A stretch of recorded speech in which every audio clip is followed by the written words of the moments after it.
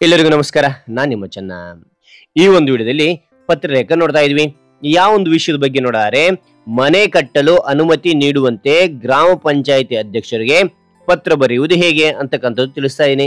ಹಾಗೆ ಒಂದು ವಿವರಣೆ ಅಂತಕ್ಕಂಥ ಇಷ್ಟ ಆಯ್ತು, ಇಷ್ಟ ಒಂದು ಲೈಕ್ ನೀಡಿ. ಒಂದು ಲೈಕ್ ಅನೇಕ ವಿಡಿಯೋ ಪ್ರೋತ್ಸಾಹ ತುಂಬ ಸಿಗುತ್ತೆ. ಇನ್ನೊಬ್ರು ಶೇರ್ ಮಾಡಿ, ಇನ್ನೊಬ್ರು ಚಲ ಸಾಧ್ಯ. ಇಂಥ ಅನೇಕ ವಿಡಿಯೋ ಚಾನಲ್ ಸಬ್ಸ್ಕ್ರೈಬ್ ಆಗಿ. ಅದೇ ರೀತಿಯಾಗಿ ನಿಮಗೆ ಯಾವ ರೀತಿಯ ಪತ್ರಲೇಖನ ಬೇಕಂತೇಳಿ ಕಾಮೆಂಟ್ ಮಾಡಿ. ಆ ಒಂದು ಪತ್ರಲೇಖನ ಕುರಿತು ನಾನು ಪತ್ರ ಬರೆಯಲು ಪ್ರಯತ್ನ ಪಡ್ತೇನೆ ಅಂತ ಹೇಳ್ತಾ, ಹಾಗಾದ್ರೆ ಒಂದೊಂದು ವಿವರಣೆ ಹೇಳ್ತಾ ಹೋಗ್ತಾನೆ ಬನ್ನಿ.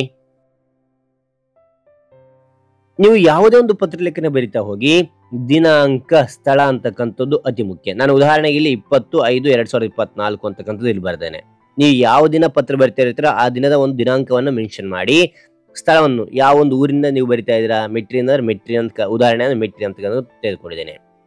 ಓಕೆ, ಇವರಿಗೆ ನಾವು ಯಾರಿಗೆ ಬರಿತಾ ಇದೀವಿ ಅಂದ್ರೆ ಅಧ್ಯಕ್ಷರು, ಇವರಿಗೆ ಅಂತ ಬರ್ದು ಅಲ್ಪ ವಿರಾಮ ಕಮ ಹಾಕಿ, ಅಧ್ಯಕ್ಷರು ಅಂತ ಬರ್ದು ಅಲ್ಪ ವಿರಾಮ ಕಮ ಹಾಕಿ, ಅಲ್ಪ ವಿರಾಮ ಅಂತೀವಿ ನಾವು ಇಂಗ್ಲಿಷ್ ನಲ್ಲಿ ಕಮ ಅಂತ ಕರಿತೀವಿ. ಓಕೆ, ಅಧ್ಯಕ್ಷರು ಅಂತ ಬರ್ದು ಕಮ ಹಾಕಿ, ಗ್ರಾಮ ಪಂಚಾಯಿತಿ ಕಮ ಹಾಕಿ, ಮೆಟ್ರಿ ಅಂತಕ್ಕಂಥದ್ದು ಪೂರ್ಣ ವಿರಾಮ ಫುಲ್ ಸ್ಟಾಪ್ ಆಗ್ತಾ ಹೋಗಿ. ಇಲ್ಲಿ ಹೆಚ್ಚಿನ ನೀವು ತಾಲೂಕು ಮತ್ತು ಜಿಲ್ಲೆ ಕೂಡ ಇಲ್ಲಿ ಬರೀಬಹುದು. ನಾನು ನೇರವಾಗಿ ಇಲ್ಲಿ ಮೆಟ್ರಿ ಅಂತಕ್ಕಂಥದ್ದು ನಾನು ಬರೆದೇನೆ. ಓಕೆನಾ. ಆ ನಂತರ ಮಾನ್ಯರೇ ಅಂತ ಬರ್ದು ಅಲ್ಪ ವಿರಾಮ ಕಮ ಹಾಕಿ, ವಿಷಯ ಅಂತಕ್ಕಂಥದ್ದು 1-1.5 ಲೈನ್ ಒಳಗೆ ಏನ್ ಮಾಡ್ತೀರಾ ಅಂದ್ರೆ ಯಾಗೋಸ್ಕರ ಪತ್ರ ಬರಿತಾ ಇದೀರಾ ಅಂತಕ್ಕಂಥದ್ದು ಅವರಿಗೆ ಗೊತ್ತಾಗಬೇಕು.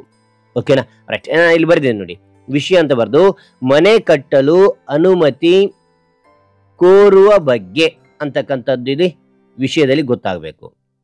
ಅದಾದ ನಂತರ ಇದು ಪತ್ರದ ಒಡಲು ಅಂತ ಕರಿತೀವಿ. ಇಲ್ಲಿ ವಿವರಣೆಯಾಗಿ ಬರಿತಾ ಹೋಗ್ಬೇಕಾಗತ್ತೆ. ಓಕೆನಾ. ಇಲ್ಲಿ ನೋಡಿ ಒಂದೊಂದಾಗಿ ತಿಳಿಸ್ತಾ ಹೋಗ್ತೇನೆ ನಾನಿಲ್ಲಿ. ನನ್ನ ಹೆಸರು ಶಿವ, ಅಥವಾ ನಿಮ್ಮ ತಂದೆ ಹೆಸರು ಕೂಡ ಬರೀಬಹುದು. ಓಕೆನಾ. ನನ್ನ ಹೆಸರು ಶಿವ, ಈ ಊರಿನ ನಿವಾಸಿಯಾಗಿದ್ದು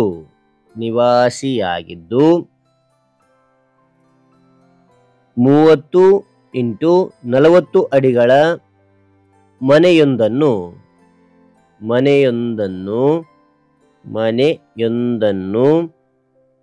ಸರ್ವೆ ನಂಬರ್ 3-42-A ನಲ್ಲಿ ಕಾಳಮ್ಮ ರಸ್ತೆಯಲ್ಲಿ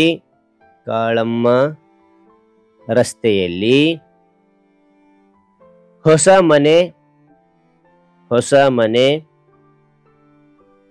ನಿರ್ಮಾಣ ಮಾಡಬೇಕೆಂದು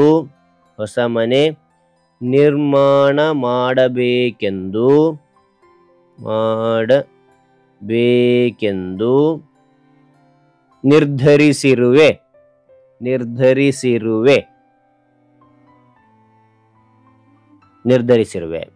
ಪೂರ್ಣ ವಿರಾಮ. ಆದ ಕಾರಣ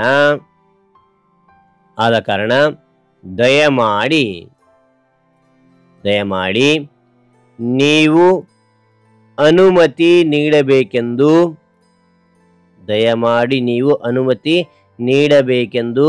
ಕೋರುವೆ.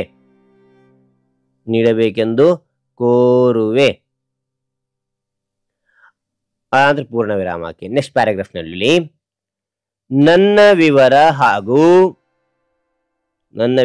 ಹಾಗೂ ಮನೆ ಕಟ್ಟುವ ಸ್ಥಳದ ನಕಲು ಪ್ರತಿಯನ್ನು ಈ ಪತ್ರದ ಜೊತೆ